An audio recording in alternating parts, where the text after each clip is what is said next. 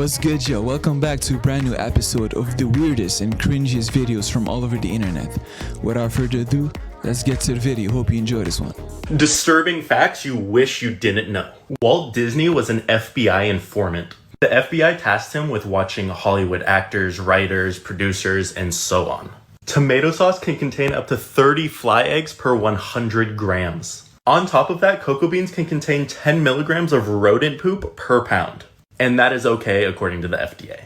Until 1997, cattle were routinely fed processed dead cats and dogs that they got from shelters. In 2016, the Louisiana Supreme Court ruled that Catholic priests don't have to report cases of sexual abuse of children if it comes up in confession. In Colorado, if you lose your arm in a work-related accident, the employer has to pay no more than $36,000. What happens if I lose both? Is it double? Welcome to the year 2026. Even the tomato sauce is all messed up. Can't even eat that anymore. Back. Okay. Spirit, you need to stop.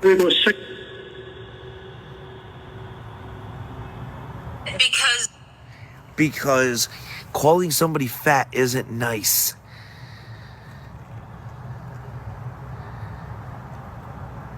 That's why. The gym. I'm sorry, did that spirit just say I should hit the gym? Do we have two fucking spirits attacking me right now? This is insane. This is insane. We have a male and a female literally telling me I need to lose weight.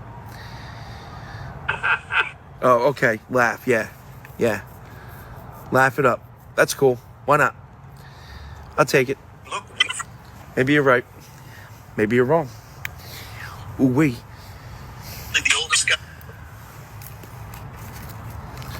Shadows of Spirits, I think you're jealous that you just can't eat. I am not gonna lie, these past couple of days, I have been in a huge rabbit hole with the paranormal Chicago lore. Why am I just finding out about this underground city or whatever called Lower Wacker? They have like Lower Wacker, then they have Lower Wacker. Let me tell it, I'm not gonna lie, it sounds like the Ninth Circle, like it's legit hell on earth. And then we hearing about gargoyles and mermaids in Chicago. I am not gonna lie. It's this female on here. Her name is like Cat G. I've been in a rabbit hole with her videos. Like she's talking about mermaids and everything, the gnomes. It is actually creepy. But she had a story about when she actually almost got stuck in Lower Wacker. How when she went down there, the farther you go, the darker it get. And it's like tunnel people or whatever that lives down there. And some people go down to Lower Wacker and they never come back up. Like it's legit a whole city. Like they call it Gotham City. Like, bro, this can be a whole movie. Like this sounds crazy. Like they said it's legit people that live down there, like weird people. But yeah, and then we're hearing stories about the gargoyle statues in Chicago becoming to life and moving. You be seeing them fly on a building, mermaids by the Navy Pier. Chicago, what is really going on over there? Like I never knew about this, but they say like Chicago really like dang near worse than New Orleans. But yeah, Lower Wacker, I live 4 hours away from Chicago. I want to go see this for myself. They say you legit don't have no phone service down there or nothing. Like you just go down there and it's dead. And if some people get lost in there because the GPS don't work, like it's hard to find your way out. And they said a lot of evil and demonic stuff happened down in Lower Wacker. I'm not gonna lie, bro. This is very interesting. I've been watching these videos every night about Chicago. Who would ever know that Chicago? I mean, a lot of stuff happens. A lot of people get unalived in Chicago. It's a lot of violence. But I'm not gonna lie, I did not know it was this bad with paranormal activity in Chicago, y'all. Let me know in the comments if you knew about Lower Wacker or the gargoyles or the mermaids in Chicago.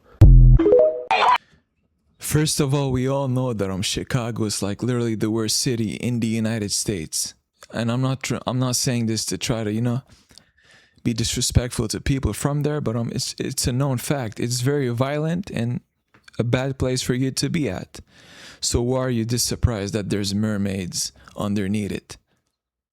I'm surprised they aren't above it. It's Chicago. Say it now! Say it now! Say it now! So let me get this straight. This teen stabbed another teen to death, and you have his family protesting because he was convicted and sentenced. They're saying Carmelo's innocent, but he admitted to the murder. Like, what are we doing here? So these people are claiming that this is all a race thing and that Carmelo was only found guilty because of his color. But he brought a knife to a track meet and stabbed another teen to death for absolutely no reason. Like, his life was not in danger. Listen, I usually don't get into things like this, like politics and the stuff going on the news. But like, this is the dumbest thing I ever heard of.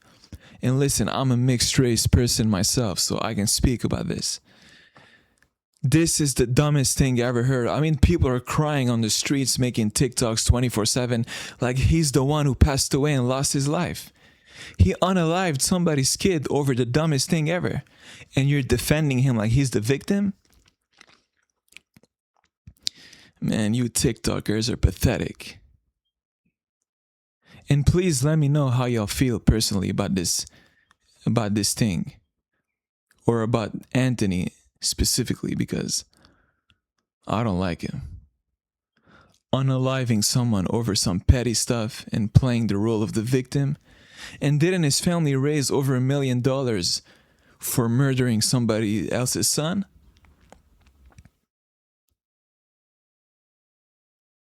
They talking about free Carmelo. Free him for what? If any one of us impales an individual with a knife to the heart, we're all gonna go to jail. It has nothing to do with skin color. You're a murderer. You're an assassin. You're a menace to society. You're not special, and we don't like you. Thank you very much. Excuse me. Are you back there again? This has become its favorite spot.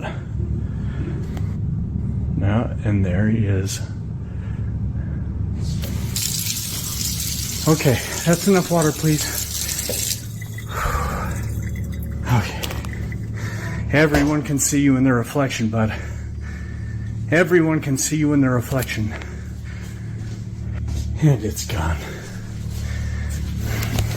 Okay. I know he's not in here, but I just want anyone who's watching to see. This is too small, but just like it's not. I just wanted you to see. The cabinets are knocking again. I'm leaving. Ouch.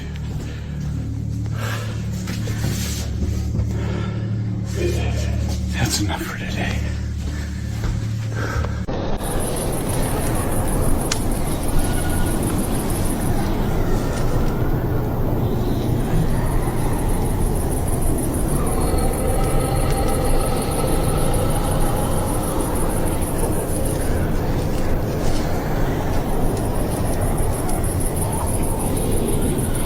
Sloths might just be a morality test from God or nature, whatever you believe in. On paper, it would be so easy to roast a low-achieving, crap-eating, barely functioning moss blanket. They have probably the worst diet on the planet, and for their lack of effort, it takes them a month to digest a leaf. They poop once a week, and for some reason, they climb down the tree to do it, and the process is so dangerous that half of all sloths go out like Elvis, on the toilet. They're such predatory light work, harpy eagle, they'll sometimes go out of their way to leave sloths alive, not out of pity, but so their chicks have an easy, low-risk dummy to practice on. Sloths get treated like a tutorial. They get crap, they take craps, and believe it or not, they eat it too. There are places in the world where toilet sloths are a thing, where they break into outhouses and scoop out and eat.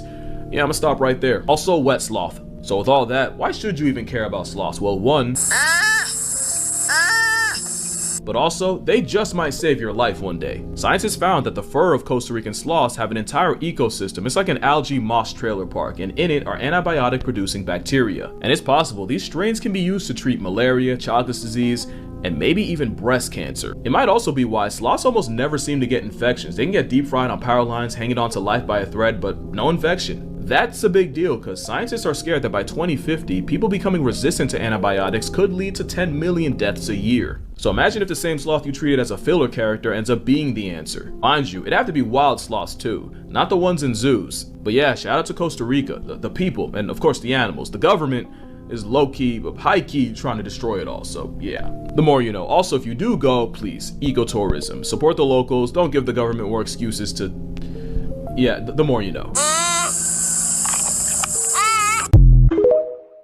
She claimed that a 6-year-old child consented, and that's why she SA'd her. 22-year-old Abigail Roberts was staying at her family friend's house for a few weeks. Abigail's friend also had a 6-year-old daughter who Abigail had taken an interest in. Abigail told detectives that the child—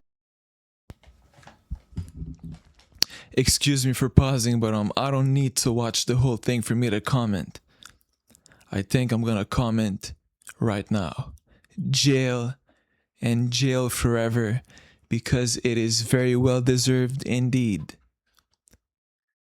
Consented at 6 years old, huh? Yeah, maybe in your dreams, or should I say nightmares. Pathetic.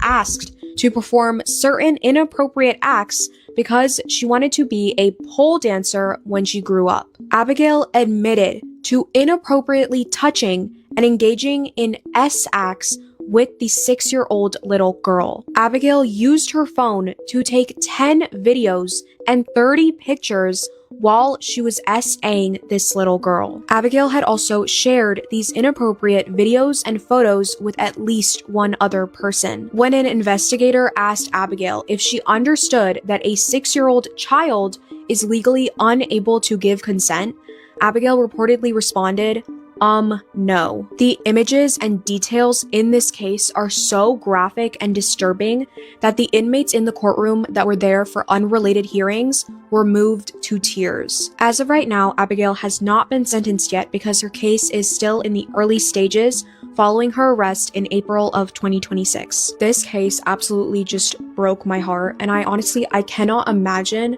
how much courage it took for that little girl to speak up about what happened to her. It must have been so terrifying. But what do you guys think about this case? Abigail, you know that you're very evil and twisted mentally, right? You do know that, correct? Excuse my stuttering. I mean, you even have the criminals in there crying over what you did.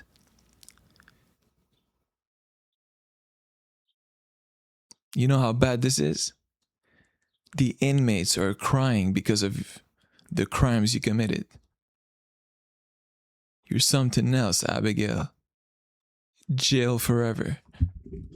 Morbid Facts, Part 614. In the summer of 1974, 18-year-old Disneyland cast member Deborah Gale was assigned to the newly opened America Sings ride in Tomorrowland, a rotating theater that featured animatronic animals singing songs from different eras of American history. The attraction had only been open for 9 days when something went horribly wrong during her shift on July 8th. At some point during the rotation, Deborah became caught in a narrow gap between a moving theater wall and a stationary platform. As the mechanism turned, she was crushed in the machinery, likely killing her immediately. Guests seated nearby heard her screams followed by a loud thud, but tragically mistook both for sound effects from the show.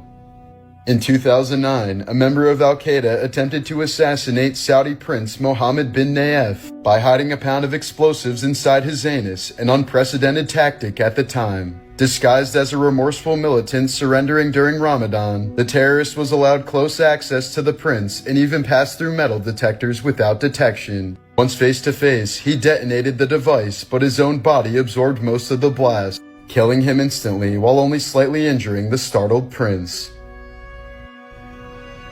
She was going 100 miles an hour when she hit this wall, and her boyfriend Dominic Russo, who was 20, and his best friend Davian Flanagan, who was 19, both passed away. But Mackenzie survived. At first, everyone thought it was a big accident, but after investigators looked at the car's black box, data shows that 5 seconds before the crash, she pressed the gas all the way down and drove towards the wall intentionally. Her attorney tried to use POTS as her defense, which is a medical condition that affects someone's nervous system, and some of the symptoms are dizziness, fainting, and increased heart rate. But according to investigators, this argument made no sense because if Mackenzie really did pass out on the wheel, her foot couldn't have pressed the accelerator all the way down. If you're unconscious, your body goes limp and your foot would naturally just slide off the gas. Also, if her family was so adamant that her POTS was so severe, then why the hell would they let her get a driver's license in the first place? Mackenzie actually applied for a new license. And just look at how she answered this question on the application. She literally checkmarked the box that says, I do not have a condition that results in episodic impairment of consciousness or loss of muscular control. How are you claiming that your condition was what caused the crash, but then you go apply for a driver's license and you claim that you have no condition? Make it make sense. Mind-blowing realizations that'll leave you thinking. Fire trucks are actually water trucks. It's called the mall because you don't just go to one store, you go to the mall. If you work as security at a Samsung store, does that make you guardian of the galaxy? When you're waiting for the waiter, aren't you the waiter? The only time incorrectly isn't spelled incorrectly is when it's spelled incorrectly. Why do they call them apartments if they're built together? If two vegans are arguing, is it still considered beef? Today is the oldest you've ever been, but also the youngest you'll ever be again. Facts that one day could save your life. If your car ever gets stuck on the train tracks, look for this blue sign. It'll have a phone number on it and you can call them and tell them that you're stuck and they'll alert all oncoming trains. We all hate red eyes in pictures, but if your pupils ever reflect white, you might have something wrong with your eyes, such as cataracts, retina problems, or even eye cancer, but sometimes from weird angles it may look white, so don't worry. When you go to sleep, keep your car keys near your bed. That way, if you hear someone trying to break into your house in the middle of the night, you can just set off your car alarm and it'll most likely scare them away. Never use bleach to clean cat urine. When mixed with chlorine bleach, creates a toxic gas that is harmful to humans and can even be deadly in large amounts. He said leave your car keys next to your bed when you sleep in case somebody breaks into your house, so you can escape using the car. Buddy, what if the individual breaking into the house broke into the car first and took it, or just smashed it to pieces? That's some dumb advice. Keep a gun next to your bed, not keys. What are you talking about?